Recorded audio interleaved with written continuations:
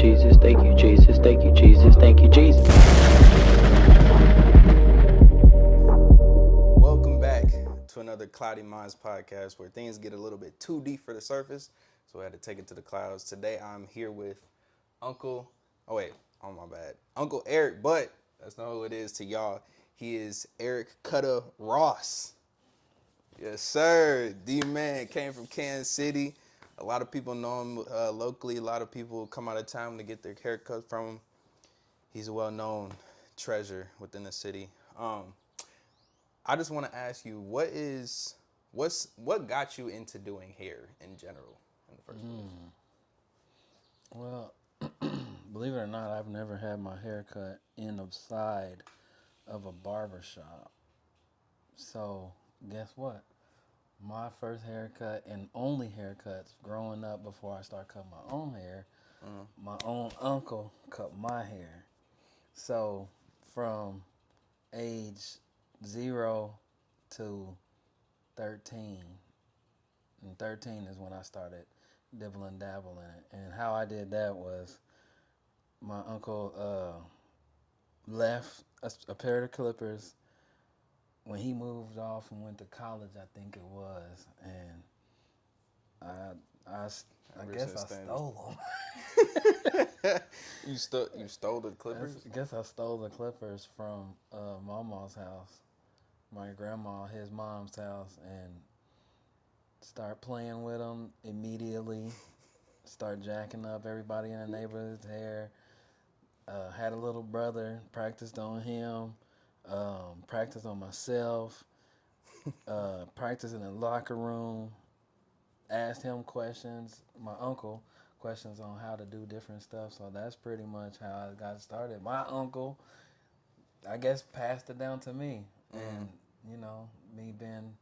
he been my, don't want to say that. Can't say he's my favorite uncle, right? But he was just the closest uncle that in age and that showed me a lot of stuff. I wanted to be with like him in a lot of stuff. Matter of fact, I cut your hair. You know what? I brought something. Matter of fact, they look very similar to these. Let's see if they still work. You gonna do my hair? Yeah. Coming from you just starting, especially at like a young age, and having like that uncle or that person that you could look up to, and then kind of get you started. Um, would you consider this like your dream job, or was it like always something that you like first saw coming into tuition, or was it more so like you had another dream job and this just ended up coming about and you just took off with it more so? That's a good question because I had 5 things that I wrote down. My cousin helped me set up, and she was like, make it a circle and draw on it what you like the most.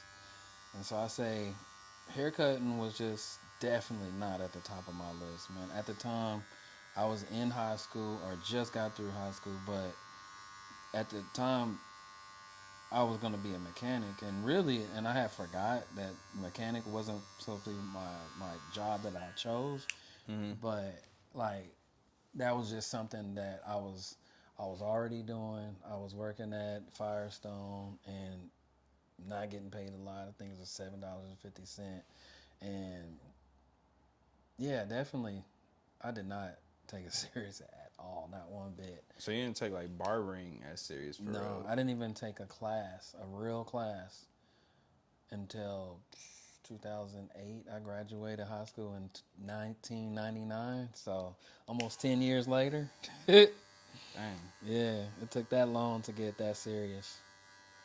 That's actually crazy. 'Cause, I mean, when you talk, at least when I've talked to other people about like their careers and what they do, or like they suggested it, just like family or I guess like elder wise, Uh-huh. they always say their usual go to is like, oh, I never really saw myself doing this before, or even like famous people, they like, oh, I never really saw myself doing this for real, until I really started getting into it, and I just think it's funny. I actually talked to somebody about this. I said it usually like what you find yourself doing at a later age, or further into your life, like actually do, or like, you know, like as career wise, is something that correlates to certain characteristics or attributes about your childhood. But I don't know how true it is, but like cause like, okay, cause when you think about like, you know, basketball players or actors or, um, now I'm not dissing against any actors, but I'm just saying like, you know, usually when you think about actors, they quote unquote, you go to school, it's like, oh, it's actors and they're like a little weird, they're a little, you know, they're interesting, they got a little buzz about them, you know.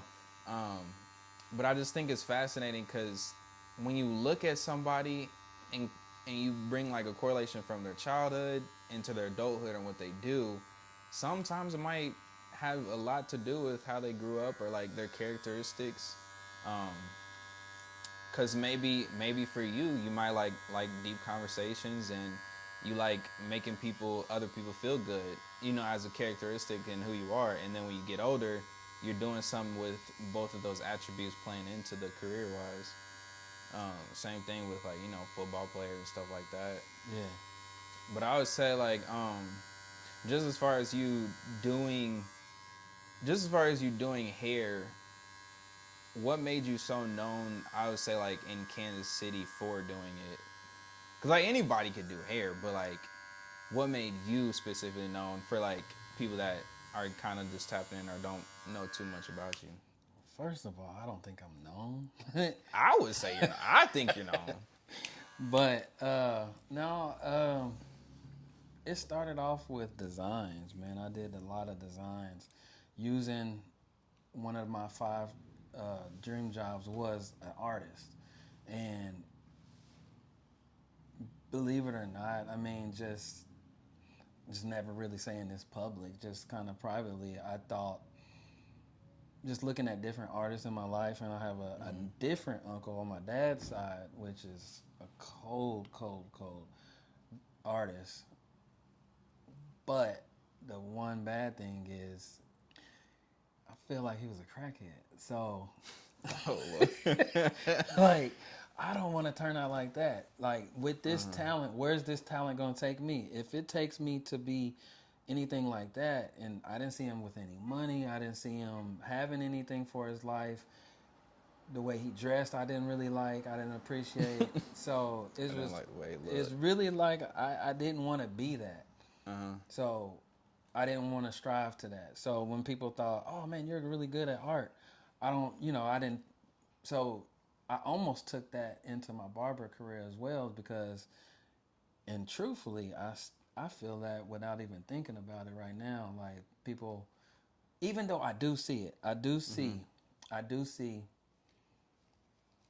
people saying, "Oh man, you're good," and I tried to get away from people saying, "I like Eric because he does really good designs." Truthfully, in 2024, 2024 has shown me, 2023, 2024 has shown me not a lot of people are getting designs anymore.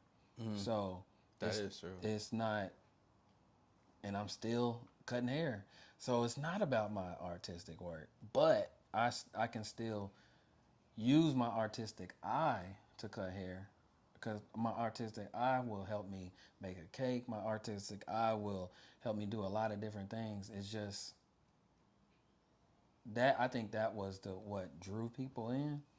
That what told showed people that I can do something that a lot of other people are doing. Right. That is so my artistics has really shown up in a lot of different things. And when you said personality and why I chose art, I've been studying numbers. Oh man, I don't know if you know anything about numbers, but I've been studying numbers, and this may sound weird, but there's different personality traits inside the number that you come up with when you add your birthday, the month, the day, and your year all together, and then you have a different number trait if you was to take your number. So your number is the 1, right? June 1st. Are you talking about numerology? Numerology, right. So you already know about that. I've Yeah, I guess I know a little bit about it. What's well to take back to what you said earlier.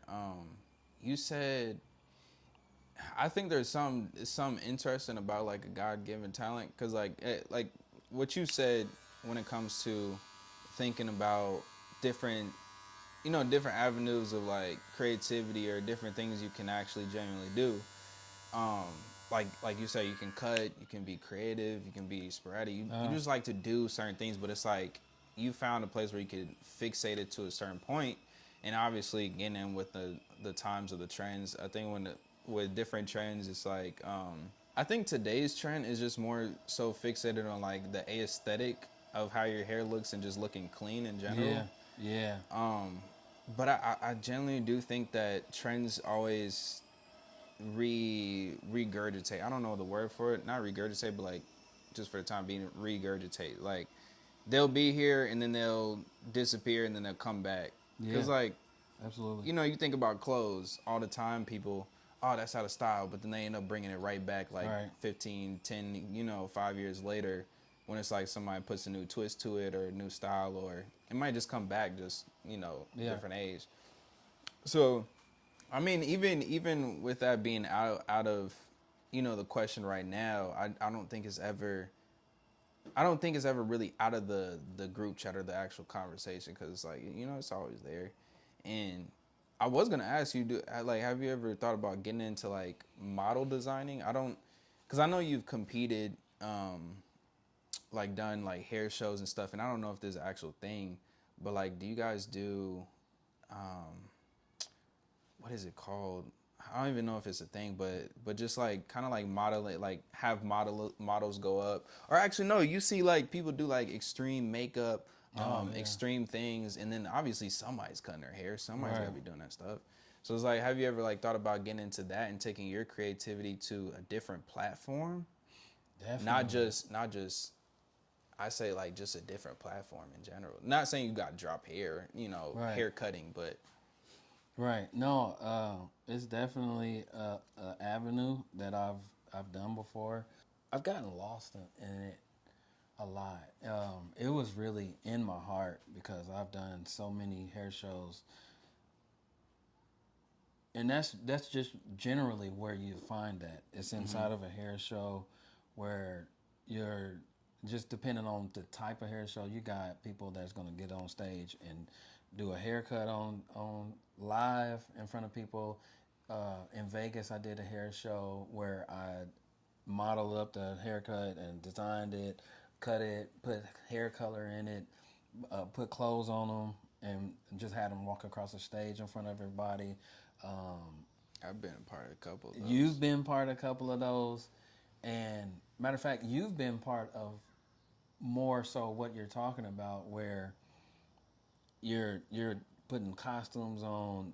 The haircut is a part of it, but it's about your whole look. It's about the dance moves you're doing. Matter of fact, the one that I can think of the most is one we did here in Kansas City. I forget. I think we did it at the Radisson or some hotel. But yeah, we went out there. Oh, the most recent one. It has to be Yeah, that was definitely somewhere down in the city. somewhere down there. But yeah, it's just the putting the clothes on there. Putting the clothes on. I'm dressing up. We coming out to some type of music. Um, yeah, if that's what you're talking about. Yeah, you remember that I definitely. would say for anybody that hasn't been to a hair show, you should definitely at least go see one.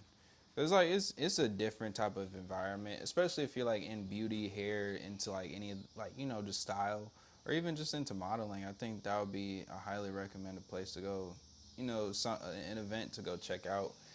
I remember we did one with like all the cousins and stuff, where it was like Lamont, Justin, Yeah. me, and I don't know if you remember this, but it was like around Halloween, and then you actually cut yourself because he had a. Well, I'll let you tell the story. I You just think want to I know. don't remember? No, I know you remember, but it's Oh just man. it's crazy to think, because I don't know, I was like younger, what, like 10, like 9 or 10, Oh 11, yeah. I think. Actually flowed right into it, even though my fingers hanging Well, straight. you got to tell them how they don't know. Okay, But I'm gonna Oh just say man. we were at an event, Yeah. and it was a Halloween event basically, and so it was like a lot of family members, like the men coming to do or model for him, and so he had a prop. I'll let you tell the story. So I basically, if I remember correctly, I tried to pick all scary guys like Jason, Freddy Krueger, everybody that used a blade, basically, right? Used a blade to cut people with. I was the person. I think you guys were my models, and you guys were just regular people. I don't know how. I don't remember how y'all was dressed up, but I came out there kind I of remember dressed I in was a. dressing some. It was I think the older people had the blade stuff, and then the younger, because I was younger, I had like that jacket on, and then I had like Okay. a certain haircut. Yeah. So That I came instead of using clippers to cut everybody's hair. I came out. I think at first I had some big old shears about that long. Came out, did that, and then I put those down. And I think I took had out the chainsaw. a chainsaw. And then that person walked the stage, and then the last one. Oh my goodness! I had a reciprocating saw, which had a battery on it, which means it works. That's what it was. And I turned that mug on, saying, and everybody, all the crowd went wild. They was like, oh my goodness, And then all of a sudden, I felt my hand just do like this. I was like, dang, what the? Oh, snap. I said, okay. Wait, was that because I walked off the stage by this time. I just was peeping. So okay, he had like them blades, right? The Yes. reciprocating blade where it had like Yes. the shell over top, Yes. but like at the back it wasn't covered. Yes. And so I put my finger where, yeah. I don't even know how did you do that? I Was it don't just like you're even like know. pulling it down from like, okay, I'm cut, like, all right, I'm like dropping down my side, and it was just like you, like muscle memory just grabbed it with your other hand or something? Muscle memory just made me grab it, and I'm just basically it's like grabbing this like this with it on. Golly. Yeah, it was crazy, bro. I remember the paramedics pulling up. I was Oh, scared. man. At first, I thought he cut his hand off. That's that's Yeah. what I thought. I thought his hand was gone. Yeah. Or like he cut his finger off or something like that. Yeah, nah, it was wild, man. That was probably One of the scariest. very, very scary. Very. Did you think your finger was gone? I did. Or like what was going through your mind like after reality set in, like when you looked at your finger, I'm bleeding, I'm looking at it, it's messed up. Yeah. What was your thought process after that? I was like, because I try to be as calm as possible. I just put everything down, and I showed whoever was the head of the show, and she was like, okay, all right. You gonna call somebody? I was like, I don't remember who helped me, but we rode off into the sunset. I think we went to Truman Medical Center or I'm something going like into that. panic but mode. Yeah, man, I couldn't. I didn't want to do all that crying and stuff. First of all, it was too many females there and too many people there. I didn't want to show out like that, but my thing was done, so I went ahead and got out of there. Yeah, I was just. I think all it was some stitches. I think I still. No, I don't know where it was, but I know it was on my left hand somewhere. That was a hit. Yeah. How many years ago was that? It was like a few. I didn't even live here. So You was oh you was uh-uh. this is when you was with your ex-wife, or this is My- before that? Oh man, that's a good question. That's a while. It might have been 2 ex-wives ago. Dang. Yeah, that might have been a minute. Yeah, that was a minute ago. I know That's I didn't when you have had any dreads kids. though, right? Little ones.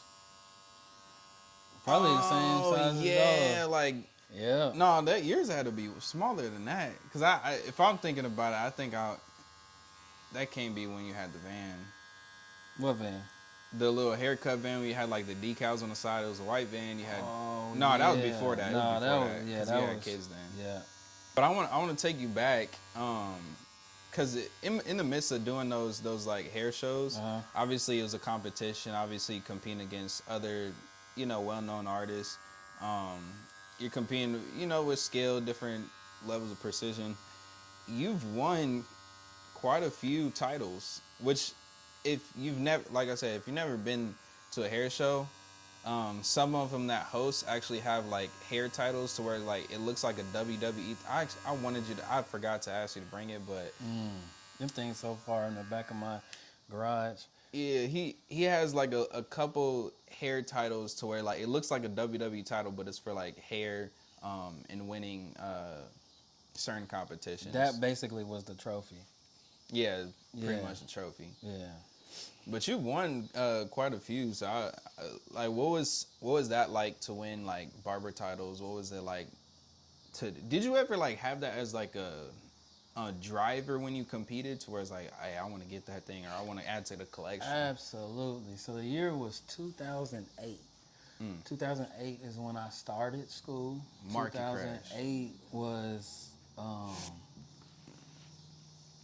when I got serious with cutting hair, because I had been cutting in shops for probably about 5 years with no license, just going from shop to shop trying to get my apprentice, and then getting kicked out, and then trying to cut hair on the side, and then just not really What feeling made it. them kick you? Was it like you just didn't agree with them, or No, like getting, you know what happens? You can only be, you can only have one apprentice at a time. So whenever, it's just, I don't know, man. It's just crazy how that apprenticeship goes. They should change it some kind of way, but it takes like 3 years to finish. So it's kind of hard to stay in one place for a long time, which was 3 years. So I definitely do not recommend trying to get your apprenticeship. If Just go get your license. Just go to school and Get get your the license that license. way. It's 15 months. Just knock it out. Do it that way. You learn something. Yes, it's not the uh, on the job training, but that way you have your license and you don't have to hide and get fees. I never got caught, but I don't recommend trying to learn on the job. Go ahead and just go to school, get that paperwork first, then get out there. That way can't nobody tell you nothing. You might even be good enough to go ahead and start right then and there. But to answer your question, what was your question? I was asked about the barber titles, but Oh, right, right. I mean, so with you doing like apprenticeship and doing certain things concerning getting started or trying to move up within the realm of like just doing hair. As far as like experiences go, have you ever had like a barber scare like with infections or like mess ups in your early career, like when you was Man. starting in the shops, where it's just like not just like, I mean, obviously you mess up a hairline or two, but like was it Right. like something he's like, oh, Yeah. So I did something. that position, yes, and they are still my clients, but they stopped coming to me for a year because of it. I had a client that said I gave her ringworms, or her son ringworms. And I was Oh, like, Lord. what? She showed me, and I was like, oh, snap. Man, like, this is what they were talking about. You gotta stay clean. You gotta put that stuff on it. You gotta put it up. You gotta do all this stuff. You can't use certain stuff where certain states don't let you use. You gotta follow the rules, because it's not, it's a time thing. Yeah, oh man, you ain't got time to do it. You gotta wash your hands. You gotta do all of that stuff. And when you don't, and you get that scared, man, because you can pass that ringworm quickly. Matter of fact, I had somebody come in that said they just got into poison ivy or poison oak that just last week. And I was like, you. And he wasn't gonna tell me. That's from the elite. I don't think you can get infected from it. Cause I That's a think I good had question. poison ivy before. Cause I was like 11 or like no like 10, and my stepdad had us go to the back to like clean up weeds and like a bunch of bushes and stuff, like just cutting stuff down, cut the grass. But I walked all like I didn't obviously I'm a kid, I didn't know how to know Right. better.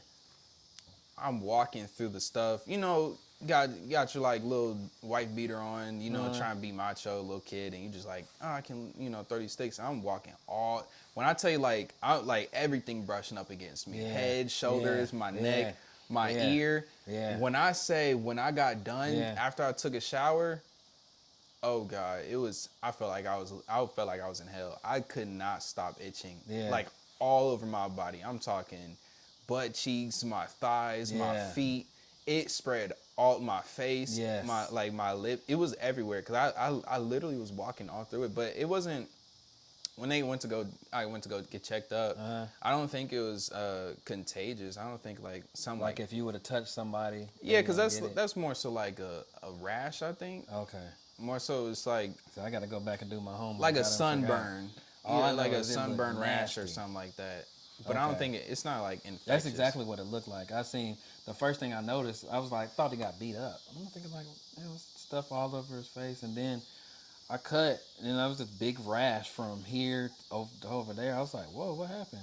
Yeah, That's when he said, I was watching a TikTok. I actually want to ask you that because I was watching a TikTok, and somebody had it wasn't herpes. It was something else. No, it was staph infection. That's what it was. oh yeah, So she cut her. He got his hair cut. She went home. Obviously, like a week later, she's like man. rubbing through his head, and it's a bump. So she pops it, oh and then there's like it's two pumps. So she pops them, just thinking that it was like regular pimples. Like a few days later, he's like talking about like, oh, I'm tired. I'm gonna go take a nap, be in sleep for like 3-4 man. hours. He's like running the temperature, and she looks back at his head, and it's like big, voluptuous pimple, and it's like, and she's like, nah, something's wrong. So it's like I was like, because I mean, obviously everybody like people make mistakes. That's something that you definitely don't want to make a mistake, Right. Because obviously that's with somebody's hair, like their hair, their health, but then also it's your career, Right. because like somebody could Absolutely. like especially with the day and time we're in now, like people are a lot less very unforgiving nowadays. You know what I'm saying? Yes. Coming like think like forgetting that everybody's human, everybody makes mistakes. Not saying that you should do it, but come on now, like but I would say it's better to make those mistakes if you are gonna make them early in the stage than to be 30, 40, 50 years in and then you still making those mistakes. Absolutely. And then here's just a quick tip. Like whenever you see something in somebody's hair, always point it out to them. You're not trying to bust them out, but if you see something on the back of their neck like a red dot I've or seen stuff a like that bump, too. you just like, hey, what happened? You just ask about it. Just like, hey, man, what happened? Because what can happen is if you They don't sue say you. nothing about it, I mean, they do whatever they want to do. But what you don't want to say is like, let's just say you cut the whole head and you got this big old, because you embarrassed to say something, And then they blame it on and then you. they blame it on you. Like, we had this conversation if you had that conversation, but if you didn't have that conversation, then they could be like, I'm gonna blame. They could be just going into it and say, or they just don't, or maybe they don't know. Oh, I didn't even notice I had anything back there, because they can't see the back of their head. But after you cut it, then they're gonna be like, well, shoot, I got my hair cut, and then somebody else pointed it out. So I see a lot of people. I mean, at least like hairstylists, not even just like bumps and rashes, but like if they see like something's obviously messed up about your like, your hair peeling off or, you did, they gonna be like, yo, hey, I'm gonna just let you know, they, this ain't something I did. Yeah. So hey, Yeah. if there's hair loosened coming off or yeah. some, you know what I'm saying, like this ain't me. Have you ever like turned somebody down because of their hygiene? Oh, absolutely. Check this out. The worst. You don't gotta say names. No, I don't even know their name. But I had a shop connected onto my house. This is the reason why I moved into the place, because it was like house, and then we had a door, and then that shop was connected to it. So I was like, man, I was cutting hair in there. Dude comes in. Matter of fact, I was married, and she was braiding hair. I cut his hair. I lined him up, and she braided. So she calls me and says like, "Hey, come look at this." So So I look. she She called was you over braiding. to her She stuff. called me over, and I was like, "Whoa!" She said, "Is that what I think it is?" I said, "Yes." We took the cape off and said, "You gotta go." What was it? It was lice. Did Yeah, y'all tell him, or was y'all just like, yo, we can't do that? can't do it. Can't do it. So what's an automatic no? That's Like, an automatic no. so well, like other than lice, like if somebody comes into your shop, like what's an automatic note? Because we're not even just talking about So now you gonna like get me in smelling trouble. bad. No, now you're gonna get me in trouble. Matter of fact, somebody just asked me this the other day. But yes, open wounds, like somewhere around this Like area, cuts, bruises, and cuts, bruises. Like you don't want no hair to get off in it. Don't you want you bleeding all over the place. Um, I definitely am not about to do anything with lice. I'm not about to, like, cause even if your hair is dirty, we can wash it. Even if your hair is nappy, we can comb it out. Or if you don't want to comb it out, I can cut around naps. You know what I mean? So, uh, smelly, yeah, not you really can work with because it. I can work with it because I've cut hair on the side of the road, as far as cutting homeless people, you know what I'm saying? So you got to deal with some stuff when you're dealing with them. You got to deal with sleepy people all the time. You got to deal with crying babies all the time. I pride myself in cutting the most movable child, you know what I mean? And that people that turn down kids is stupid because that's how you're going to learn, you know what I That's mean?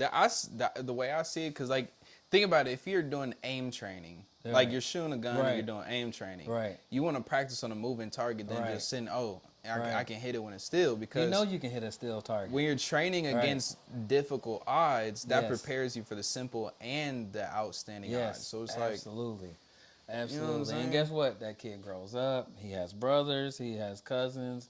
He Hey, has you a been cutting dad. me for some That's what I'm years. saying, bro. Like, I I remember never turn a kid down. I remember.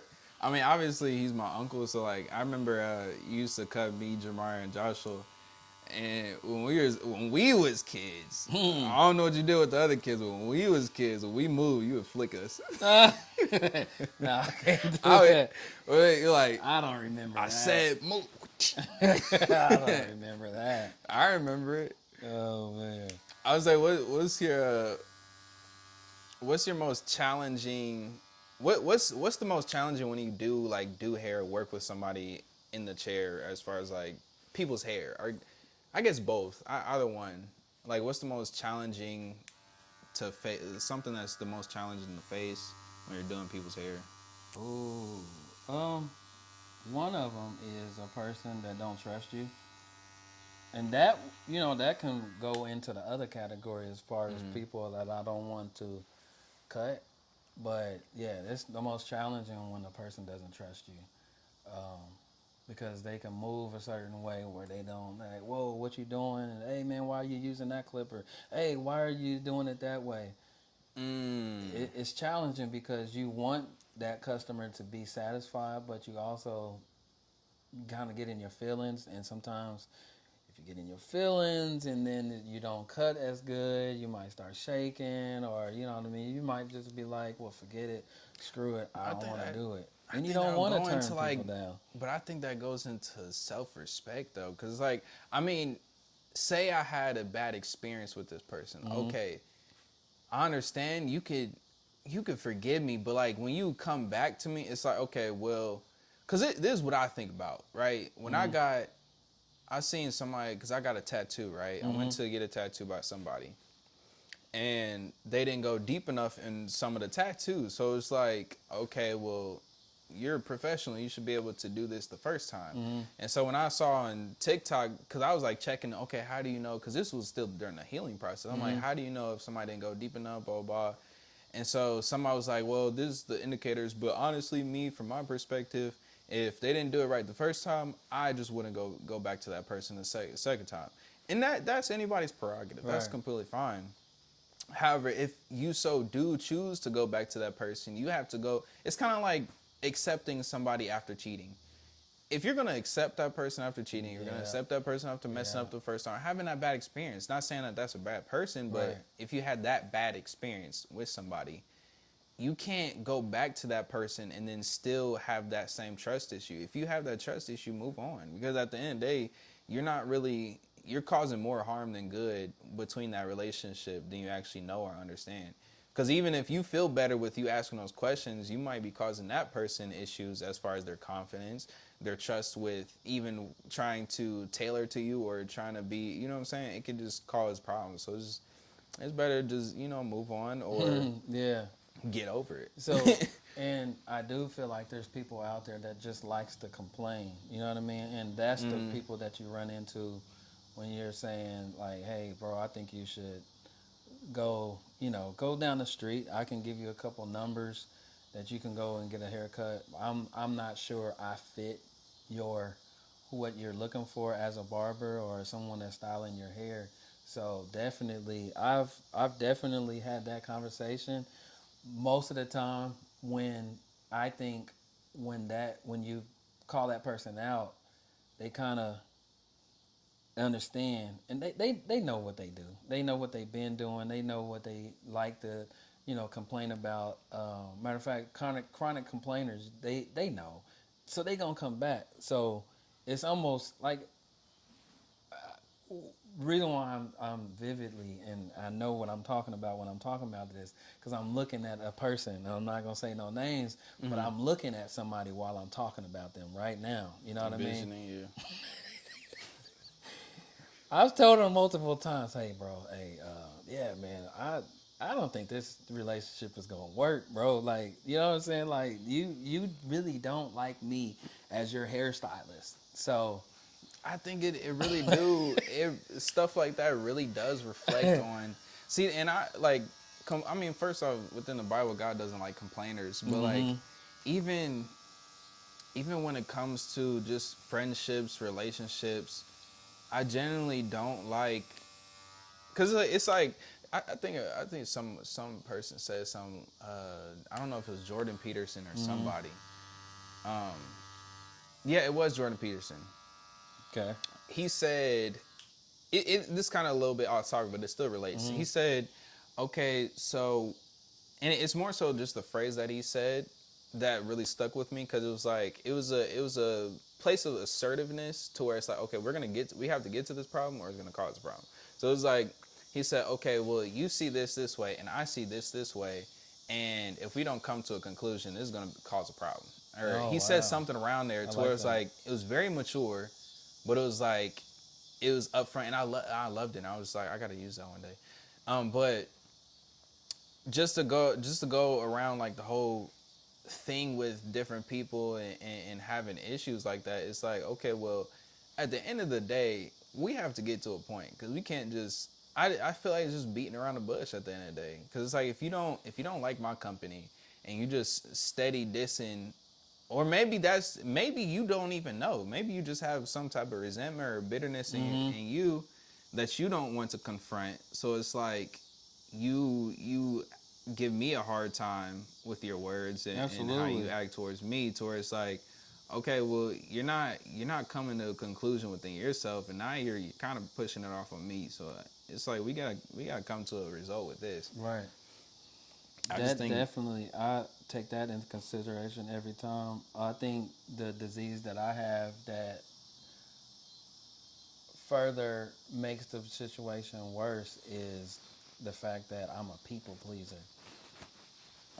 And being a people pleaser, it causes me to, but I feel like it helps me in my craft. It helps me in what I do. I just have to balance it and understand what's going on. And even if people pleasing someone at the moment, I just know it's like I'm just gonna pour a little bit of the people pleasing on him and understand, okay, he's trying to get me, you know what I'm saying? So it's just like we not gonna go this far. Like, for instance, I might have a 30-minute haircut and he say, I want you to cut it down, and I cut it down. And he might say, can you cut it down a little further? I will go that mark when we cut it down a little further, and he might say, "Can you cut it down further?" We stop right there. I people pleased you and cut it down further than what I wanted to the first time. We're not gonna go do it a third time. You understand what I'm saying? Because you still care like about the quality of it. Well, we do care about the quality, but we're getting into a time crunch now. Oh, okay. We're gonna Okay. go over your 30 minutes now. We getting into 45. We cut it down again. We going into an hour. So no, I can't do that to the rest of my people. I got people after you. Do you so, ever surplus on people that do that? What do you mean, like? So like, or like Give 'em a upcharge cheaper on people? haircut? No, like upcharge Oh, on. upcharge them? No, I don't. Like, you kind of cutting off on your time. I'll have to charge you by like, No, like five. I've done it in a way as far as I make them pay for the next person's haircut. Because I'm gonna have to discount this next person's haircut. I don't want it to come out of my pocket. Okay. You gonna have to pay for the half of their haircut. Do you let? So you let? Would you like let them know like before you start? No. You just do it like, hey, bro. But you got to come up with a certain skill, and one of my skills that I've tried to adapt is cutting half the head. Like, let's just say, and plus people are habits of repetition. You know what I mean? So some people do it every single time. You gonna forget what length you want your hair cut every single time, because sometimes they don't come often enough and they forget. Sometimes I remember, but I really think want to people- do what you want to. I want to do what you tell me to do, not what I think we should do. Well, you gotta think. There's a lot of followers nowadays, so people don't even know They what they don't. want. They don't. People don't know They what don't. they want.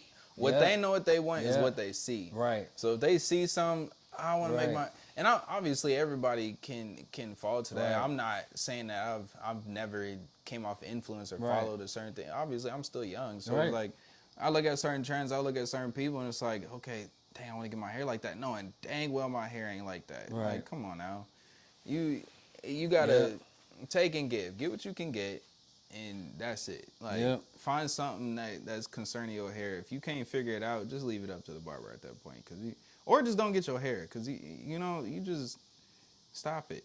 You know what I'm saying? You're gonna end up with no hair at that point. I mean, you never know. I've been known to work a couple of magic tricks in my career, but yeah, it's cool. It's cool. You can come in and ask for whatever you want. That's how I learned how to put hair on. You got people that's thinning or balding, and I got into that because this is a person that don't have what they want. They don't have they can't grow hair in certain areas. So I've learned how to put hair on people's heads. So that's kind of what you're talking about, or like it's a lot of, you want a different hair color. You might want straight hair instead of curly hair. You might want curly hair instead of straight hair. So yeah, it's my job to come as close as to the dream style that you want. So yeah, I'm challenged with that sometimes. So Also, what's the like biggest connection you've got, like like the pleasure of doing their hair, as far as like somebody being in connect with you or sitting down in your seat, like that you can think of. Who's the biggest connection that you've had? like as a customer, Yeah, or like client, or someone that's like shocked, not to glaze them, make them big headed, but like just that shocked you. no, but believe it or not, I don't really have a person like that on which I do feel bad. I can't really think of anyone off top, but I do feel bad because I think as a society and as a culture, we lift people up when we have those connections. And I say that because, like, you got people that do celebrities and do influencers, and they're out here and using their name to lift them up, and it works. But I've made a model where I believe my haircut makes people stars. I believe after you leave my shop or leave my service, that you should leave that service feeling like you a Chiefs player, or a movie star. You know what I mean? So So it's more so not even, you don't fixate on who's in the chair. You just fixated on the product after within their mind and how yeah, they feel. yeah, Which yeah. that's a very unique way of looking at it. Cause it's like, But don't get me wrong, I have been blessed by people, and guess what? I feel like being blessed by people is coming from the knowledge of the person that I'm cutting. You know what I mean? It's sometimes a session, basically like we doing right now. We're just talking, getting a haircut. You might know about stocks. You tell me about stocks, and I'm blessed by that conversation. You know what I mean? You might know about how to, you might know a job, a side job I can get, or I can pass this job on to somebody else that need a job. And so it comes every single day. And sometimes when I'm not looking for it, sometimes when I am looking for it, I can ask a question. Hey man, have your wife ever done something crazy? Because my wife is going crazy right now. So how do I put up with this? But especially when I had small babies, like getting through that and asking a lot of my clients on how do I deal with this, and how do I deal with that. I've definitely been blessed just by the presence or the knowledge of somebody that's been sitting in my chair. And yes, I mean, it'd be nice to say, yeah, I cut a millionaire and he gave me $1,000 for one haircut. That'd be cool. That would could, and I would remember that. But um, it's it's a blessing from the knowledge that I get from each client. I would say not the bash on either like famous people or regular customers, which I don't think Absolutely it. not. Right. But when you would you say that, because I know that you've cut like a couple of Chiefs players' hair before, but like when you do like a famous person's hair, as far just not just like cutting their hair, but like what's the experience like, or is it even different in general when you like cut somebody that's well established for themselves, or just like a regular customer that usually tends and sees to you It really often? depends on the person. It depends on the athlete. Depends on the star. Um, you know, I do. I've had a bad taste in my mouth because the first person that I've ever cut was a practice. I don't want to call him a practice dummy, but he was just a person that wasn't on the 53-man roster, and or I don't know how those things work. But all I know is when you Oh, but look he his was. name up, it's not he doesn't go to the games basically. I know what you're talking about. So he didn't have a name that, but he was on Madden though, so he was cool. But the and I can't even remember his name right now, but Just had a certain he had, man, he vibe. was coming late to appointments, and then once he gets there, he wants me to do everything that I can know. You put razor, color, fade, make sure you don't mess it up, and then had the nerve when we got done. Um, I only got $20, and I was like, man, you pulling up in the What? Escalade Wait, though. what? Wait, okay, hold on, wait. So does he charge? So were you charging 20 at the time? At that time, I think I was 25 or 30. And he only wanted to give me 20. Oh man, I only So got 20.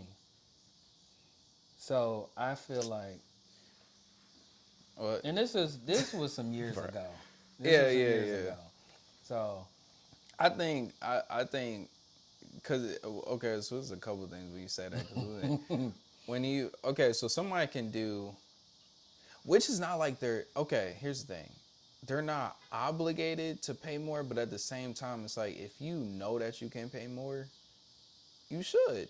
Especially if you're asking me for this, that, and then you on top of that, you know who you are. It's like, come on, dude. he, first of all, to his credit, he never told me who he was. He never But told me. you knew who he was I though. found out Oh, you found out. eventually. As a matter of fact, I found out after the fact because I was just like, that was such a weird, like, Interaction or yeah, he's pulling up in an Escalade, and then I'm just like, this. Why has he only got $20? And like, are you gonna get me the next time you come in and get a haircut? No, I'm gonna have $20 then too. But what it really was that I didn't understand was, but you kind of got to tell me who you are in order to treat for so I can treat you like that. But entitlement, he had an entitlement. He thought that he should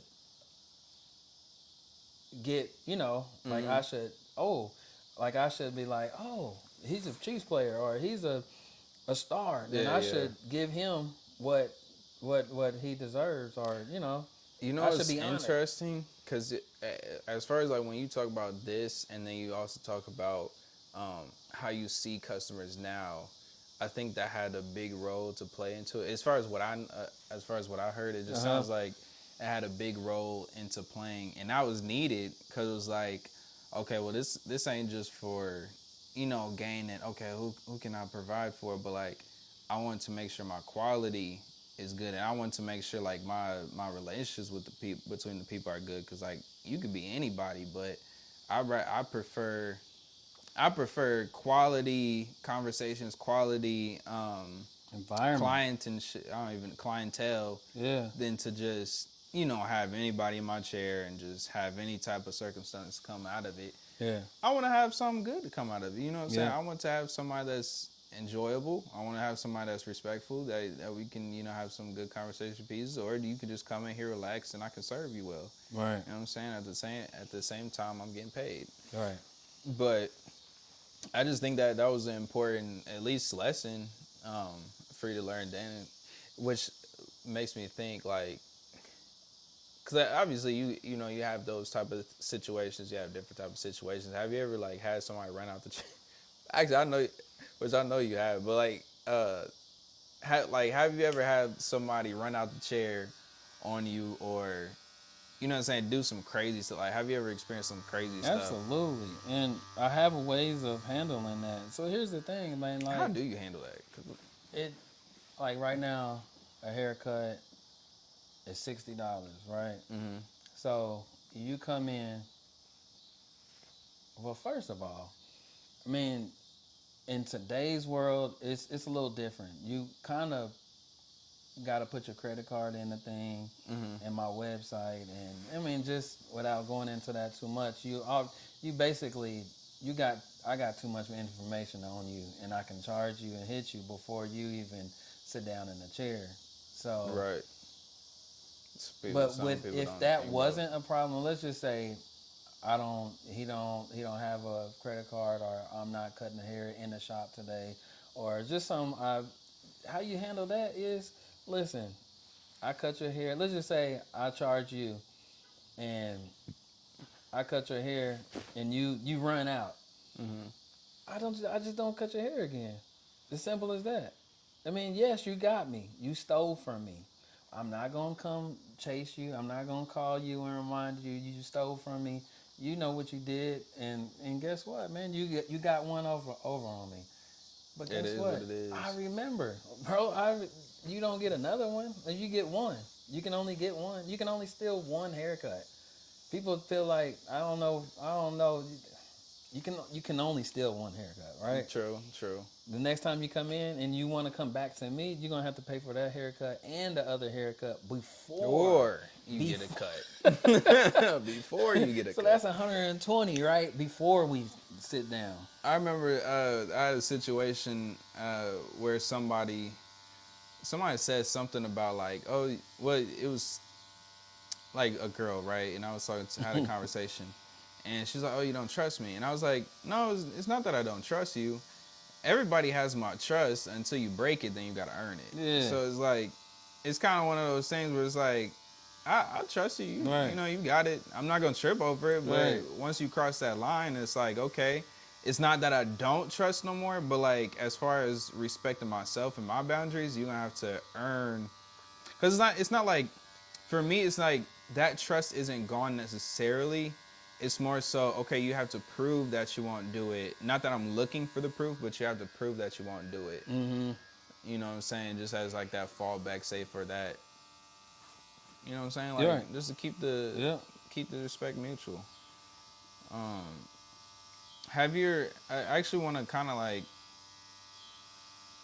I want to get into like kind of like have you ever been through a midlife crisis? If Mm. that applies, I don't like. I know. I don't really know your like. Obviously, I don't know your exact age, but and I don't know when people go through stuff like that. You usually people say like 30, 40, 50s or something like No, that. I But mean I know exactly what you're talking about, and I think out like of I wouldn't curiosity. call it a midlife crisis, but I think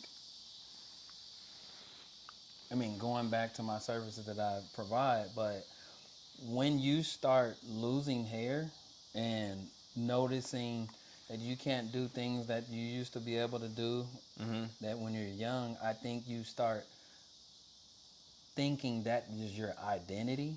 Um, like, let's just say you used to be able to dunk and now you can't, but everybody knew you as the dunker. And man, every time they, hey, dunk it real quick or jump real high, I don't know, something that you used to be able to do and now you can't do it anymore. Or you used to look a certain way and now you can't look that way anymore. It's just really you telling yourself that I am not that. I am not what everybody thinks that I am, even though I did take identity in a professional dunker or like even let's just say I couldn't cut hair anymore.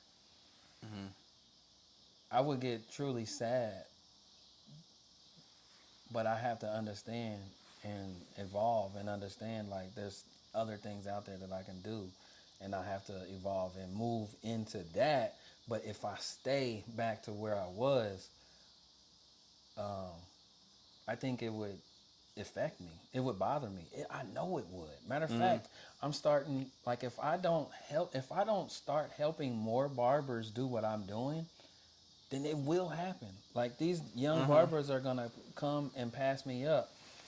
But if I help them and lift them up to be higher or better, faster, um, and be a better barber or better stylist or better businessman, a better father, a person, then I will. I feel like it's really jealousy. So getting into mentorship. Absolutely, man. Like, so you have to pass the torch. And if you're not passing the torch, I believe it's burning you up. You know what I mean? If you're not helping somebody the next person up, you should always have a mentor, and you always should have somebody you're trying to help. And so if you're not doing that, it's not balanced. So you can't be on top all the time. LeBron has to find somebody that he's gonna try to raise up. You know what I mean? He's not gonna be able to you fly through the air all the time. You see he's starting to get old, and so that midlife crisis, I think the way to get in front of that, you got to look at yourself as helping somebody out. And I think, truthfully, I think it's coming. No, don't say that. Don't I say mean, that. it's not a midlife crisis if I look at it as I'm gonna pass this torch. So I it think won't be a midlife crisis. I don't think it's. I think it's just because usually when people refer to midlife crisis, people just put a. What? Well, see, here's the thing. I'm gonna take it to a spiritual side real quick because it's like usually, so a lot of things that happen to humans or happen like generational curses and stuff like that. Not all are put on them by themselves, but a lot of them are put on them because of themselves. You know what I'm saying? You refer to the people with Moses when he was trying to save them from Egypt. He didn't have them wandering for 40 years. They had themselves Yeah, wandering for 40 years within yeah, that in the wilderness. right. It's like because it's like people live their life and then when it gets to hardship or it gets to certain things, it all, like I say, it's cause and effect.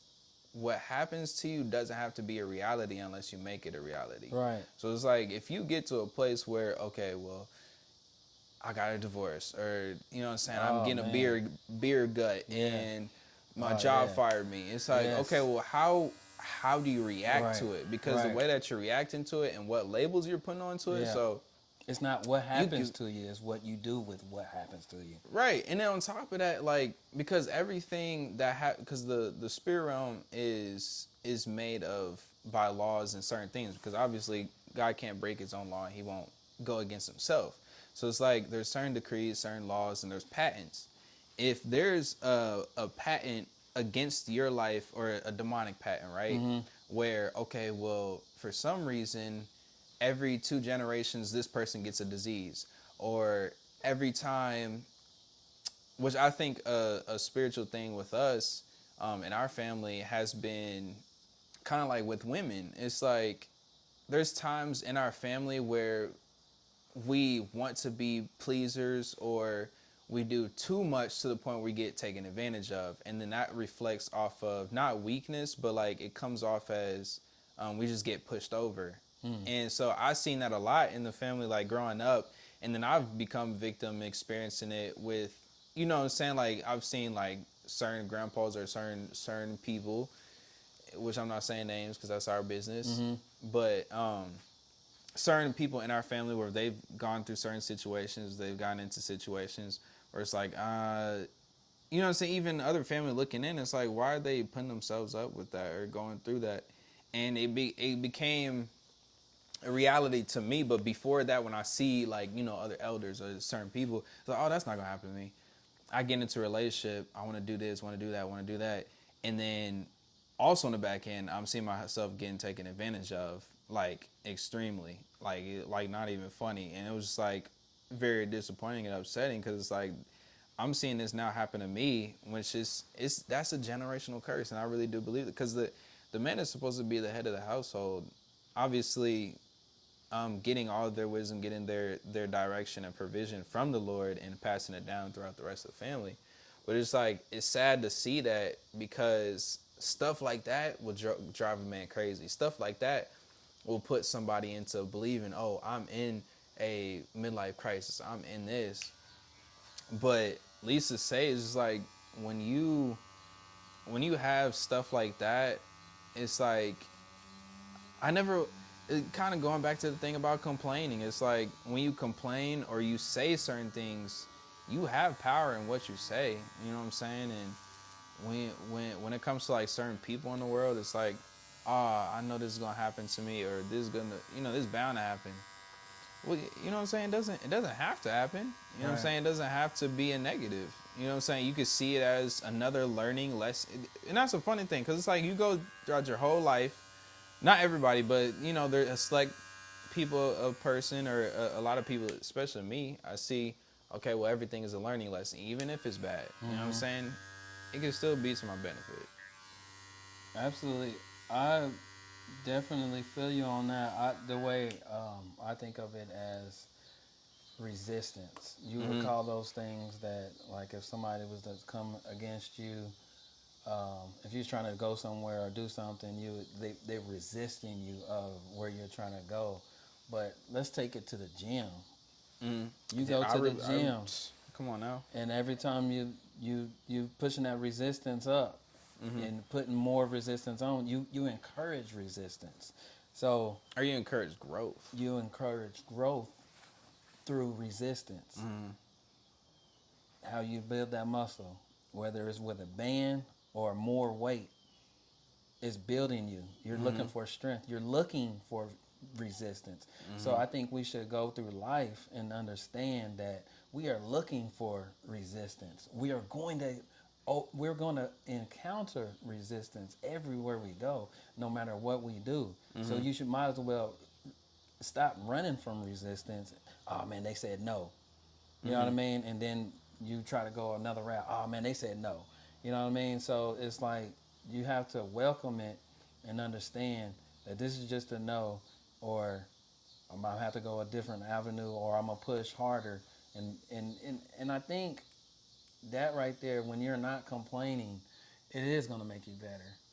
I believe that adversity is one of the most beautiful but amazing things that a man or an individual can go through, specifically men, because men are considered to be made, not made, but we're meant for resistance, we're meant for adversity, we're meant for struggle, so that we can protect those that come after us from it. And so it's like when you go through adversity, you think about football players, you think about different sports team, like different sports players, the greatest, the goats, the legends. They've had to go through something to get to that point. You think about storms. What comes after the storm? The calm. You know what I'm saying? You have all this the tree branches falling. You have the storms, the thunderstorm crashing down, burning fires. But then it's just crazy because like even after forest fires, everything happens for a reason. Absolutely. Everything happens for a reason. When a forest fire happens, the reason that and it's God given, you can believe whatever you want, but like a fire starts, it burns down the wood, it burns down certain things. When that happens, it has like obviously the animals move out the area, and then there's like seeds and certain stuff that get I don't know the correct terminology or if I'm going in the right direction with this, but I know that it happens for a reason. And so when there's a fire within the woods, it like burns up the old stuff. It gets rid of the old shrubbery, and then so like new life can grow. Like the seeds get end up falling or the ash falls, and then and then a big old storm or like rain comes and it rains on all the fallen seeds, and then it refurbishes, and then it almost like it replenishes itself through the struggle of it having to go through that. So it's just Right. like no matter what we deal with, certain things that happen with, it's for a reason, it's for a purpose. You look at even Jesus, like he had to go through so much. Right. You look at people with the big calling in the Bible, like on their lives. When it comes to like Daniel, it came to Moses, it came to Jesus. They all fasted before they got their calling, and through that fast, obviously it was struggle, it was hardship. They had to go Right. through not being able to eat. Like it was a lot. It was a lot to take on mentally. It was a lot to take on spiritually. But best believe when they came out that other side of the end, it was like they are now gained something. Jesus came out of his fast and it was like he was filled with the Holy Spirit. You know what I'm saying? Prior to that, no. But after his suffering, after him going through that, he was then filled. He was still it's just interesting to see. You know what I'm saying? It's interesting. It's very important to have a different perspective when it comes to certain stuff like that. It's all about perspective. It really is. And when you look at life differently, when you look at certain things, and everything that you encounter differently, it shifts and changes your life for the better. It really will. It can, and Absolutely. it will. When you say that, I think about my kids and like let's just say they want a piece of candy, and I say no, but they don't understand why I'm saying no. Sometimes I might try to explain, sometimes I might not, but that candy could actually hurt you. You know what I mean? If we already brushed our teeth and you want candy before we go to sleep, that candy will literally hurt you eventually, and especially if we do it more and more and more and more. I mean, it's you. I'm protecting you from something. So not everything that is denied from you is always a bad thing. And so I think like as an adult, when things don't happen for us, sometimes you just don't know. You know what I mean? That's why you cannot give up on when somebody says no, or you got to understand. Okay, maybe it's just not for me right now. Maybe, maybe in the future, but it's not. And when I think when you're murmuring and complaining, it switches that. You're almost programming yourself. I mean, in the worst way. In the worst way. I think like even in retrospect, like you think the good now can be bad later, and the bad now can be good later. So it's really all about perspective at the end of the day. Cause like you know what I'm saying, you go into eating, you go into adversity, you go into like all these different facets of what your life is. It's like where's your perspective, where's your mind at in order to just look at, you know what I'm saying, just look at life differently. As you can see, got me right. I really need to get retwist now, but Right. thank you, I appreciate that. Absolutely. That helps a lot. um I know that I remember this, probably I don't know if you can remember this stuff. This is probably like a while back, some years ago. Actually, I want to lead up to it. Okay, so there's three things that I want to ask. Have you ever been in the streets? Never. Have you ever been in a fight? What? Okay, sorry. So two of those has to do with two. I mean, that's one person. Like at the age of like 12, 13, I used to go over one of my cousin's house, and you know what I'm saying. Just I mean, if that's what you call the streets, I guess. But I could never even if I wanted to, man, like Get into that. y'all could never. No one would believe me. Oh Hmm. yeah, I was out there. Matter of fact, let's rewind. Okay, I, let's rewind. At church, Hmm. at our family church, Hmm. we've been going there for our whole life. That's where we started church at. That's where I played the drums at. So in between services, there was a certain family. I think I'm just guessing because I don't know, but I think they lived a certain life and then came to church Hmm. and still lived that life, but still came to church. Are you talking about like our? You said our family, or No, not they weren't family. They oh, were okay. just It's just people that. people in the church, Uh huh. which was like family. But you can get it twisted because they have their own spiritual uh, things on their life. You know what I mean? Hmm. Um, so they were their whole family was in the church. So speeding it up, I got into some things because they got into some things. I said some things because they said some things. Um, Is there anything that you can speak on? yeah, I mean, like, there's some, I mean, it's funny to me now, but they were like, hey, you want to get jumped in? I was like, yeah, yeah, let's, it was me and my cousin.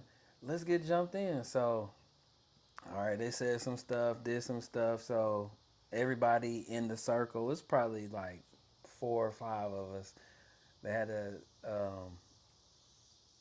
everybody had to beat us up. You know, you had to get beat up for a good, I don't know how many seconds or minutes. But then when you stood back up, you was basically a man, and Hmm. we wore a certain color after that. You know what I mean? Was it like? Was this like a already? Was this like a? I mean, obviously, Because when there it was comes to no gang big activity, OGs. They were probably only 2 years older or 4 years older than so me. this was a. Well, what was it like? Okay, so obviously, it's not like they like just set it up, or No, was it like this it was was a something that thing they like was they? already into it. So they this clique or this gang been around, or was it Right. like something Yeah. they just? Now Cause we I didn't know. make it up. Nah, we didn't make it up. It's still around, but it was something that they brought to the church. It was something that they was already in. It was something they was already doing. Do you remember? I can bleep it out, but do you remember the name of the gang? Yeah, What was it?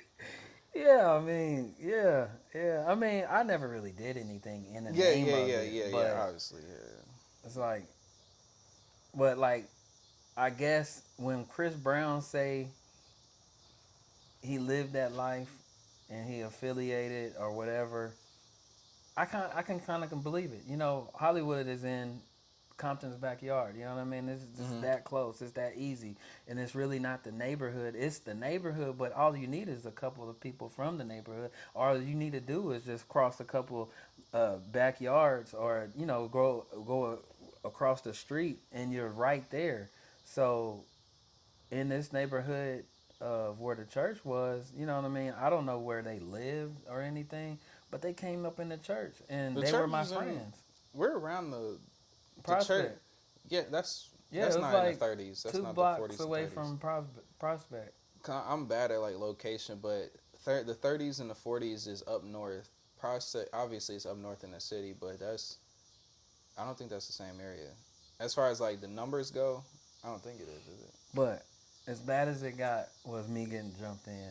Mm-hmm. As worse as it got, the worst that I've ever done. Like, I mean, I'm not trying to say I'm better than anybody, or I'm badder than anybody, or I'm hooder than anybody. Like, And I'm the obviously he's not in that. squarest dude ever, right?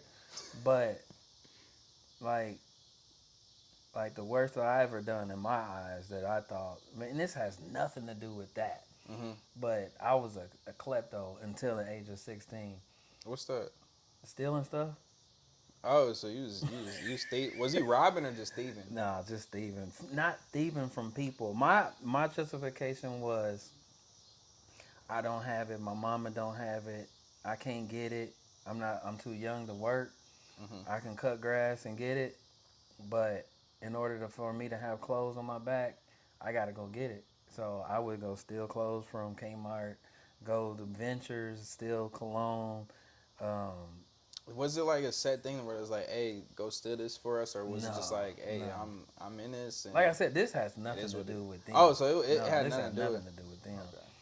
Cause I didn't go home with them. Like I don't know where they lived. I never been to their house. I see what you're saying. So it's like When I see them at church, you see him hey, when you see him. yeah, I see him. we But got a other than certain that, color on, and what was the color like? Black or something? no, it was blue. Were they saying there was rolling 60s? Nah, I mean all the crip. They said that. That's all I know. I don't know what street. I don't know what neighborhood. Nothing. I But don't even know if there was. I don't know. I don't know about the because I mean we've got there's gangs around in Kansas City, but I don't even know. I don't think it's more of those central gangs.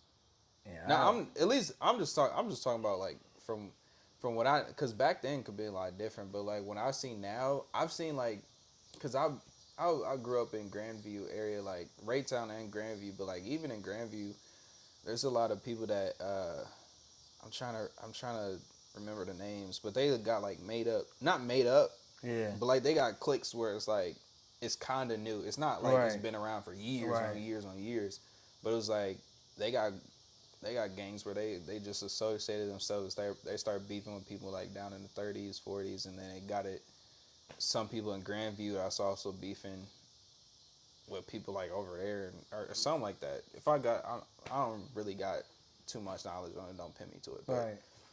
yeah, it's just crazy, especially like thinking about Kansas City, cause like not like more so like local places that we think about, not like big major places like California and Right, Florida. Like obviously you know that there's Bloods, Crips, right, Piru or something like that. But then right, when you see other places like this, it's like especially like Chicago before they came lit, it was like you don't really know too much about what they got going. They got BDs, GDs, and it's just I don't know. That's always something I like was curious though about, and I think because even like generational curses, I don't think that's not a generation curse on us, but when I was growing up, it wasn't like no gang activity. I grew up like around like ghetto areas more so, and then we went back and forth to like the suburbs and stuff like that. But I mean, some of that talking. stuff, really, man, I don't hold nobody to it. If that's the Mhm. lifestyle that they have to live, and I do understand just by watching movies and knowing certain people. I know a lot of people that live that lifestyle. Sometimes it's not about Mhm. I want to be cool. I wanted to when I did it. I wanted to be cool. I Yeah, did it to be cool, but some people do it so they they can got to. survive. You know what I mean? I want to walk down the street, and if I don't pick a side or a color, then I'm gonna have to get dealt with. You know what I mean? So I need the protection, or I need the fatherhood. Thank God I tried out for football. You know what I mean? At a young age, so or at a not the I wanted to play when I was really small, but thank God I had good men in my life, so I didn't Mhm. have to go to the street. So, needless to say, man, long story short, I have never been in the street like you would. Man, I would get laughed off the block. I would it's get laughed off the block. it's two sides. I mean, it's two sides to the story because like it's either people that had to be in it or people that just wanted to be in it. And obviously nowadays, it's a lot of people that want to be in it, Right. but they don't realize what that life is like. Yeah, like I mean, even what you're saying, like you're not part of it. You're not trying to be associated with it. I haven't even been. I've never been part of it. I'm not in nothing. I've seen not like seen nothing crazy, but like I've seen what a little bit of taste of what that can entail, and I'm not trying to. You know what I'm saying? I got nah, but it's just like at least to say if you live in that life, you really don't have to live it. I mean, if you in it, there's ways. I mean, I don't even know. You can get out. I had this one dream. I had a dream about a kid, and it was like a Hispanic kid, and he had a gun in his hand, and he I think he was like in a gang or something. I don't know, but I went up to him. I took the gun out of his hand. And I was talking to him, just kind of like just talking to him, like helping him, and it just made me think like I mean obviously I have a not I don't want to say like people. There was something I wanted to say about that earlier, but not necessarily like, trying to please people. But I have a heart for people. Um, I know a lot. There's times when I get caught up in like, oh, I don't care. Not saying I don't care about people, but I say more so like the fleshly side of me. It's just like I don't really, care about what other people got going on. But sometimes, but like when you really think about it, I do care about other people, especially like people that go through stuff like that, because like as young men and especially like black men, you don't even gotta be just black, but like just men in general, like Hispanic, you could be white, African, American, it don't matter. I don't care. It's just when you see people going through like stuff like that, and it's like they have no direction for real, and they don't. Their only influence is what they see. An environment makes a person, and it's just like that could be so. Depending on where you from, what's going on, it could be very good and it could be very bad. Um, I would say I did want to ask you one thing about hair. Mm-hmm. One more thing. Have you ever thought about doing anything like outside of barbering? As far as like just you've seen most of it. You've seen a lot. Um, I mean, besides like something that we've talked about, like have you ever thought about doing anything outside of that, like a new or different hobby, or getting into something or doing something outside of barbering in Are you general? talking about passive income, something that I can do while I cut hair, or like leaving the industry altogether? It could be either one. I mean, I guess just whatever has came to your mind. If you was like, you know what, I'm gonna be a professional swimmer. I just want to do it on the side or get paid. Or, you know what I'm saying? Man, it's Just funny you say anything. that because I swim every Tuesday and Thursday from 5 to 7 a.m. every day. You do a lot of I physical stuff. do, If man. you've never known him, he he didn't even drive a car today. He literally rode his bike. He rides his bike a lot. Like gets into a lot of different physical activities, which is actually how old are you? If you don't mind me asking. 43. 43, Yeah. riding a bike miles on it. I remember you. There was one time I think I heard that you rode your bike, like your sports bike from like so far. I don't even know the distance, but it was hecka far. Yeah, well, as of record, for my personal record, I've ridden it 100 miles. You know what? That's crazy, and I think it's funny because when I had Justin on, he said that you've been like an influence to him like his whole life, and it was like even like growing up he looked towards you. But I think it's funny how you was always a biker, and then he started doing biking. Yeah, And no, I was that's like, I just crazy. now thought of that because now he starts doing like competitions and Yeah, stuff. But I ain't never seen Justin do that until like obviously he gets married and right. starts settling down. But it's just funny because like I see the comparison and how he picked that up now. It's good to see, I guess. Absolutely. Um, have you had anybody in the chair drop some like mad wisdom on you, or like something that you can't forget, or just was like such a heavy wake up, like whoa, that was something real to where it's like it was just I don't know, just something different, like you never heard of it before, or just something that like that Man, sticks to you. truthfully, it just happened. Because remember when I asked you about the numbers? That numerology. Mm. Somebody just told me that 2 weeks ago. Before that, I had no idea. I knew numbers was kind of crazy, Mm-hmm. but it was just like, dang, like, I mean, I The keep seeing crazy. this number. People are always talking about 1111 and all that kind of stuff, which Are you talking about like angel numbers? Or are you talking about Because I mean, here's it's the deep, thing. bro. It's so deep. Numerology is like over kind of the whole thing. It's just the study of numbers, but because I forgot I was gonna say something about that earlier. Uh, the thing about numerology is, I mean, it depends on how you look on it. I look at it from spiritual side or like biblical standpoint, whatever you want to call it. Hmm. But even like people that are into it, um, a lot of people that do practice it because it's considered a practice. They're like Masonic or they believe in like masonry. Because I've known a couple like Freemasons in my life, and we had like different debates and stuff like Hmm. that about Christianity and stuff like that. But something crazy. is that one of the dudes, like the Freemasons that I talked to, he was like up to second or third degree or something like that. He said, but he was like trying to tell me like, oh, your birthday matches up with this, and this happens with this. Not to say that. Now, this is my belief. You know what I'm saying? People can disagree, but this is my belief. I believe that it's like, I think that it's demonic, but the only reason I say that is because it kind of ties into what's that one word the one word stars. I can't remember the exact word for it, but stargazing, because like you're looking for signs and wonders in something. So like you're looking for signs and wonders in a number or like the exact component of a number. And so that's something like that Freemasons practice because it still has to do with that too. Oh yeah. So like I would say like I'll be careful with it because it's like it's not false, but where it's coming from isn't a good place, if that makes sense. Because like you No, gotta think. I know exactly what you're saying because one of the common things that I keep saying is, so I never done anything for myself. Everything is already planned out. Everything is already done. Like I can't change anything. That's the thing that I keep thinking about. You know what I mean?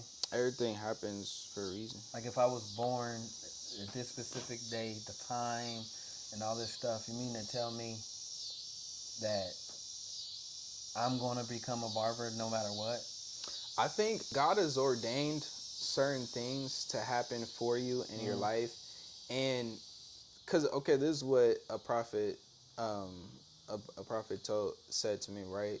He said, and I think I got this up on my Instagram, but he said the thing about numerology and stargaze and all these different things, like the different signs and wonders in it, he said it's not false, it's true, but it's demonic. And because it's the because we desire to know or want certain things, it's like we try to find certain, okay, well, I want to find the answer to this, I want to find the answer to this. When you start getting into stuff like that, it's like you're looking for something, and whatever your heart desires, or whatever certain things that you desire within just knowing whatever blah blah, the devil can use to his advantage to use against you. And so it's like God never wants you to try and look outside of him for other answers, because when you do that, it's like not only are you idolizing that thing, okay, well, I gotta find it. Okay, well, this person said that. Kind of like when people start the whole zodiac thing, where it's like, okay, well, I can't associate myself with this person because they're a Gemini. I can't talk to this person because they're a Libra. Oh, well, this person is that. Oh, I already know that they got this, and that going on. Which, that's not.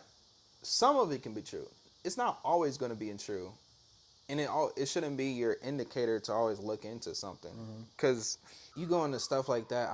Like you getting into some deep that considers witchcraft basically. But it's like when you get into stuff like that, it's like it's different, because witchcraft is technically the manipulation of something, like manipulating something, or the control of something. And when you looking at numbers, even like how sorcerers or masonry get into things, it which is so blasphemous. But what they do is they're supposed to, when they get into it, they're supposed to go to a Catholic church, be a part of a church, use the Bible, and then learn the Bible so they can like do like certain things, certain rituals in their Masonic church, which is very blasphemous. But it's like it's just crazy to think about that. But then also it's so dangerous because we live in a world of information, which everybody wants to know more. People want to know like the unknown.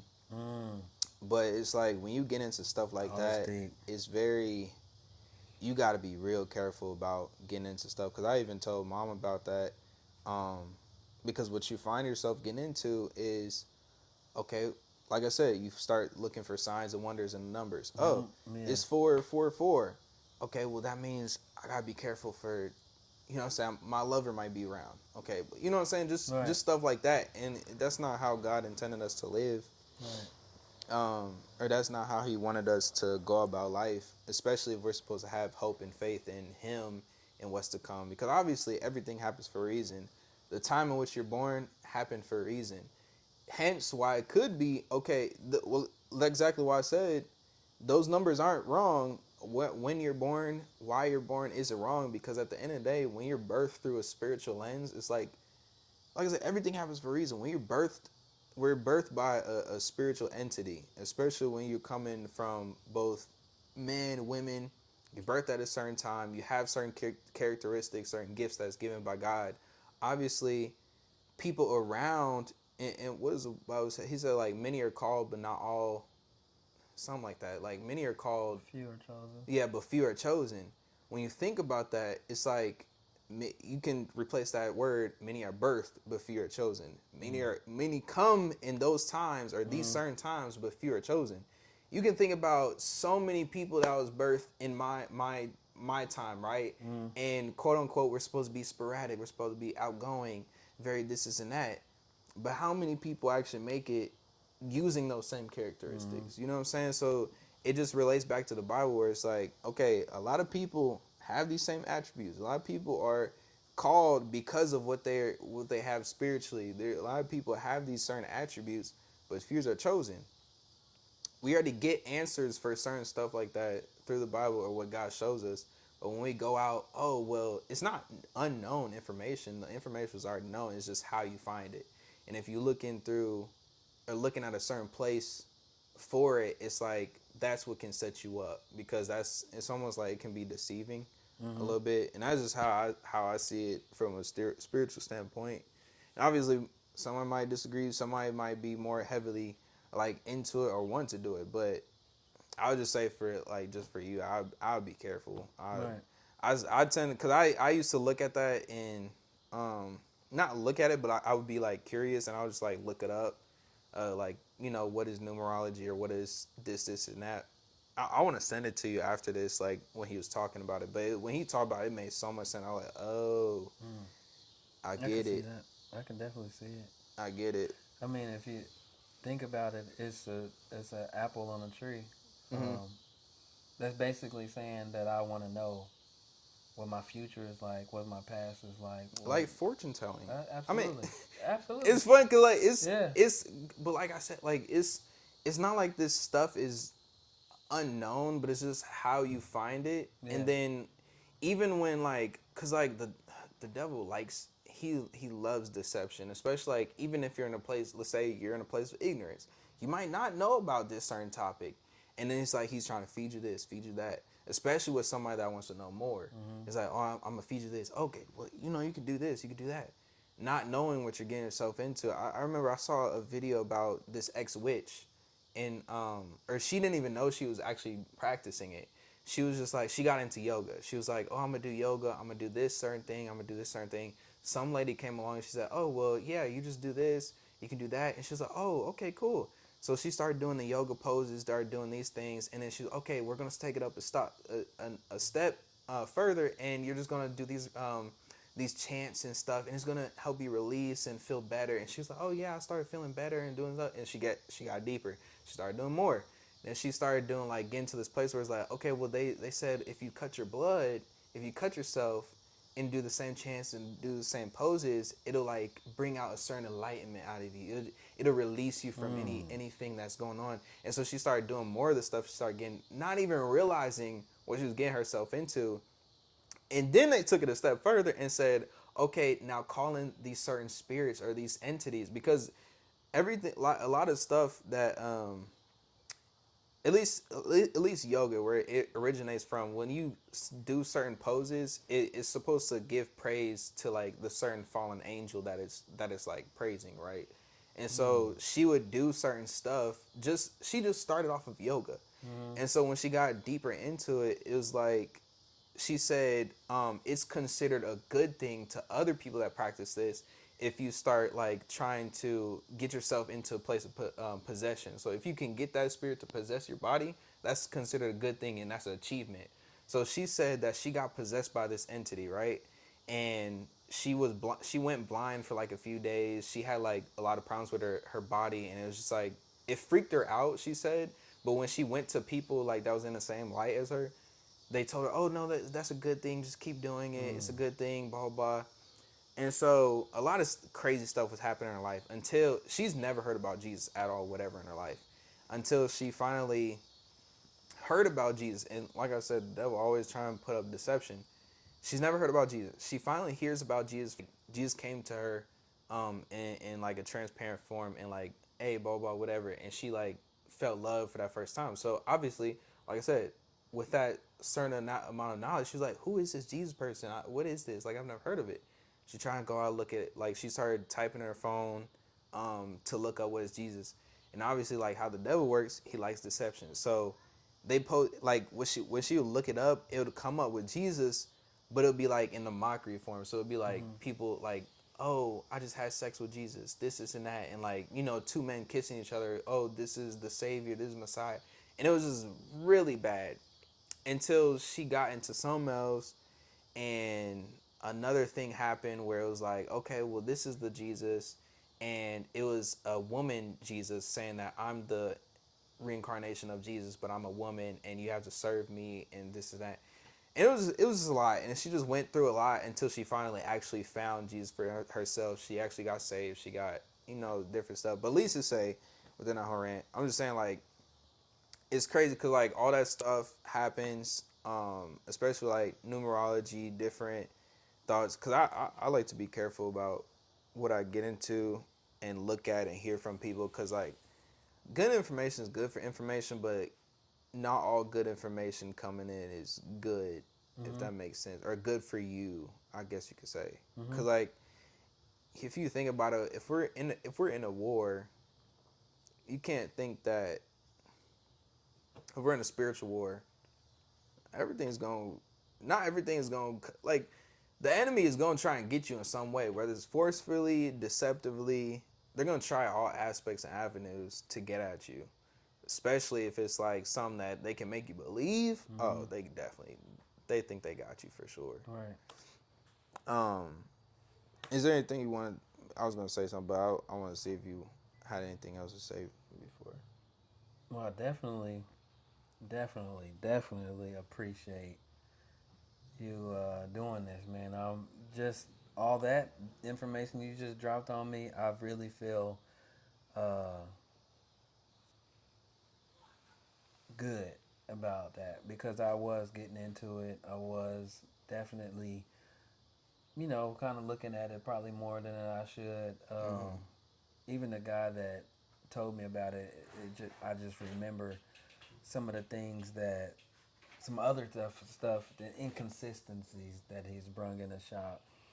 He's just a really deep thinker, and sometimes I drown with the information, and I appreciate, your knowledge as a young man and being my nephew. You know what I mean? Like, I don't think we've ever had deep conversations like this before, but Yeah, not this deep. I don't think. yeah. So with that information, like you at the top of the list, you was asking me how many, who in your chair have you had discussions like this, and this is definitely, this goes down top 10 definitely, because you know I'm not saying that I'm falling off, but I Oh, do definitely need to not. get more spiritual and back into my word, a little deeper, so whenever information like this comes, because in the last days a lot of people, it's a lot of things that's going to come before us, and if we don't know our word, if we don't know our Bibles, we gonna follow something, and we gonna think we following Jesus,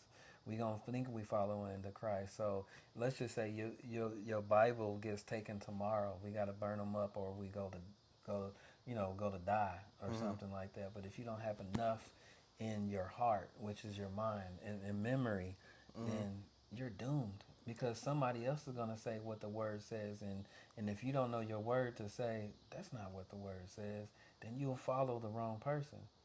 Somebody said, or no, the Bible says, it talks about like towards the end of the end days, it talks about how people will fall to seducing spirits. Let me see if I can find it real quick. I want to see it. But while you're Actually, looking at that up, man, I appreciate this, man. You're showing me like your entrepreneurship. The I don't know if you know or not, but Paul, you know what I mean?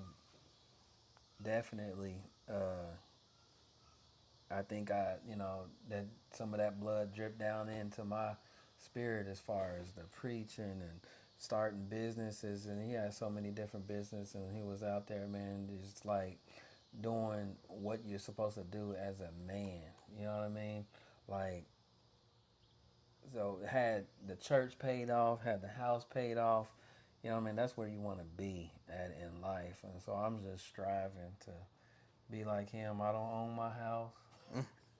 I don't own my shop. You know what I mean? So You I'm gotta. not there yet. We need to get some as a family. We need to get property. Like, Absolutely, we man. need to either start a family business, like not just talking about. We actually need to start a family business to where we can actually start generating wealth within for the family and with the family. Absolutely, but you also gotta take care of yourself, man. And what you're Mm-hmm. doing right here, right now, this is it, man. This is the beginning. We don't know where it's going, but I think, like I said, when you ask me, is there something that I want to do passively or instead of barbering or cutting hair, this is one of those things that I had just when I got a horrible mic and a horrible computer. So I think when I get serious, I'm gonna put some money into it, and I definitely gotta have you over to help me set it up, or Mm-hmm. maybe you be my producer or something. I don't even know what I'm saying right now, but I Yeah, I definitely hope see I for what you sure. got going on here, and I commend you, brother. Like this is it. I thank you. I I didn't really. know for real, man. I didn't know what Mm-hmm. we was coming over here to do, but you know what I mean. I was just like, hopefully I don't be too goofy for you. You know what I'm No, saying? But I love any type of, I'm out there and I know how you are, so it's better to have. I like bringing personality because that's what people like engaging with. They like people that's relatable, not all robotic and too. I mean, unless you like that, but you know, yeah, I forgot what I was gonna say, but I do thank you, and I definitely help out for sure. But the verse that I was gonna pull up is First Timothy 4:1, which says, "Now the Spirit speaketh expressly that in the later times, last days, some shall depart from the faith, giving heed to seducing spirits and doctrines of devils." Which, I mean, I don't think we've ever been. No, I'm not gonna say we've never been, but especially within the time now we're in, we have to be praying for like our mind to be like Christ and just certain stuff. Because the scariest thing I've ever gotten into is almost not. I didn't almost fall for a cult, mm, but me and Dejan obviously we wanted to know more. We went to this church around in Grandview, and not every church is a church per se. mm-hmm. These people told us that Jesus came back already. And so they didn't tell us like that, but they're just like, oh, yeah, just come to the church, blah, blah, whatever. And, some of the stuff they were saying was making sense. There was like, okay, well, how do we come to church? Oh, we can't come to church until you're a member. Okay, well, can you get baptized? Oh, well, you can't be baptized until, this, or, which kind of was a little sketchy, but it was like, okay, whatever.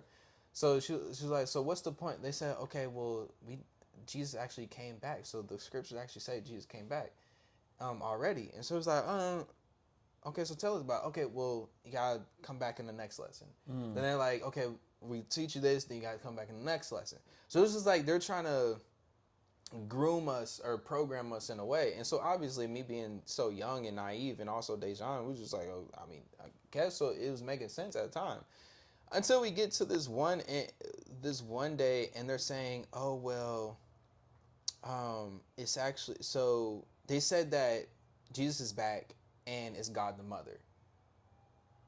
Oh, God, what? Where did we get this from? So we just like, so we ended up praying about it. And we never went back, but one day we got on the phone together. We were just talking. I was like, you know what? I'm about to look up this church. I looked up the church, and it was a whole belief system, and it was a cult.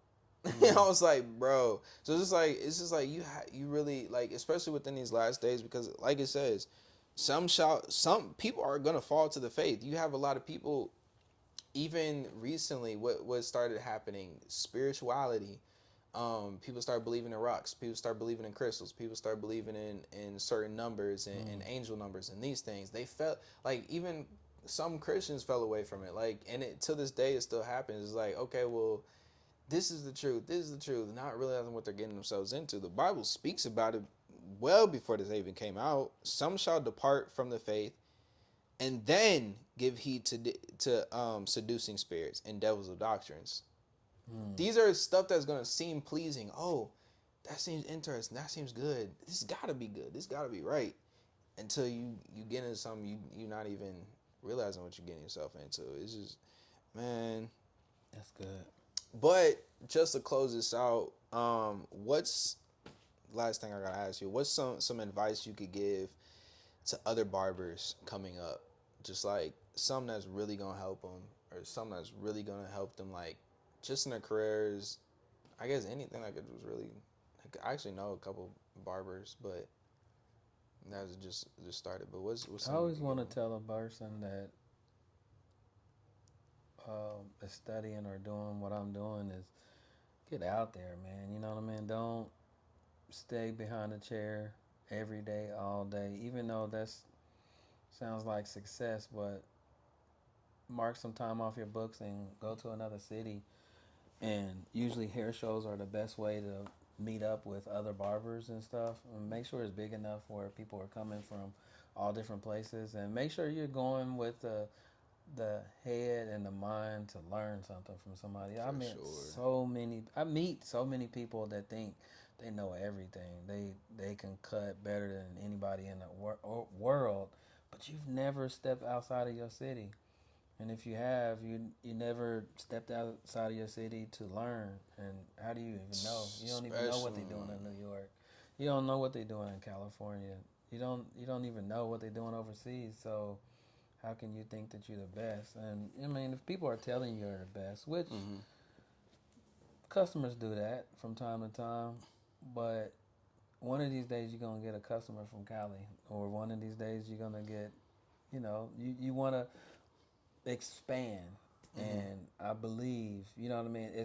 It's easier when you've seen somebody that's done it before, versus I remember. And this is crazy. I remember before I knew how to use a razor, I used to tell people, "Oh yeah, you shouldn't use a razor, and it's illegal and it's unsanitary, and it's just all this stuff, and it's just stuff that I actually did believe, but somebody taught me how to use a razor. Now it's just like, dang, can you believe where I would be if I didn't know how to use a razor? That would be crazy. You know what I mean? But all because I didn't shut my mind off learning. You know what I mean? At first it was hard. I was accidentally, cutting people, or, you know what I mean? Or it just didn't get the result that I wanted. So I didn't use it that much. But when I finally realized, dang, hold up. This can help me in such a great way that I have to learn how to do this. So it's almost like, people refer to, lost art. That lost art, you just can't, it's a lost art. I think that's one of them things where that should never end up a lost art, because once that's gone, it's just the whole concept of cutting. And I'm not in the field, but I'm just saying, like, the whole concept of cutting just wouldn't be the same. Right. It's like you look at movies, you know what I'm saying, that one bad guy cut. I think even Luke Cage, you know what I'm saying, bad villain came in, he cut him up, and he was talking about the razor. He said he wanted with the razor because it shows. Dang, I wish I could remember what he said, but it shows authenticity. It's class. It shows like class. It's something about the razors. I like it, and it provides a cleaner cut. Like the shears has been around for a long time too. So can you imagine somebody is coming in and saying, "No, we got to use all clippers because shears is too dangerous," which they are, but in the same way as a razor. In whose hand though? Absolutely, but then see, that's the thing. When the board was like, "Oh, you can't use razors," it's like they didn't understand that there are people that actually are skilled with this thing. You know what I mean? But skill, but then you also got people that really prefer it. Customers, I prefer it. I love the razor. Absolutely. It makes me feel good. You know what I'm saying? You can just relax, and You know, Absolutely. it's just something else. So It's that's good. my advice to anybody that's wanting to get out there or do what I do. Uh, Man, get out there and see the industry. That's how the industry stays around. That's how you still be able to do what you do. Is you have to see what other people are doing. You know what I mean? I think you know what. Now that I say that, YouTube is the and social media is like one of the best things that you can have these days, and I think that can make people think, well, I don't have to go out there and do anything because I have this social media to find what I'm trying to look for. You know what I mean? Back in the day, I definitely had to go to Atlanta to find different places and different things and different cuts and different ways and on doing stuff because I'm asking my uncle. He don't know how to. It was the bob. I'm trying. How do you do a bob? And I'm thinking like he's lying to me. He went to school. I didn't. So I'm like, you went to school? Like, I've never cut a bob. I'm like, oh my goodness. So I had to go all the way to Atlanta to buy it. At that time, it was VHS and DVDs and stuff. You know what I'm saying? Good old Asking, days. it was expensive to drive out there and go to shows, and hopefully this person knows what he's doing. Because even if you get DVDs and back in the day when you buy a clipper, they have a how-to a video trying to show you how to do different stuff. So yeah, man, things are different, but still get out there, see the barber shops, see the people in real life cutting instead of just on social media, man, you might learn so much more. So that's my advice, man. Get out there. Yes, sir. Well, Uncle E, I appreciated you coming on. It's been a pleasure having you. Absolutely, Definitely man. gotta bring you back for more. Definitely, man. Hey, if you haven't heard of him, Barber of the City. I will always say it, forever say it. Check him out on all platforms at Eric Cutta Ross. Eric Cutta Ross. Eric Cutta Eric Ross. Cutta Ross. But all right, then, fam, we out.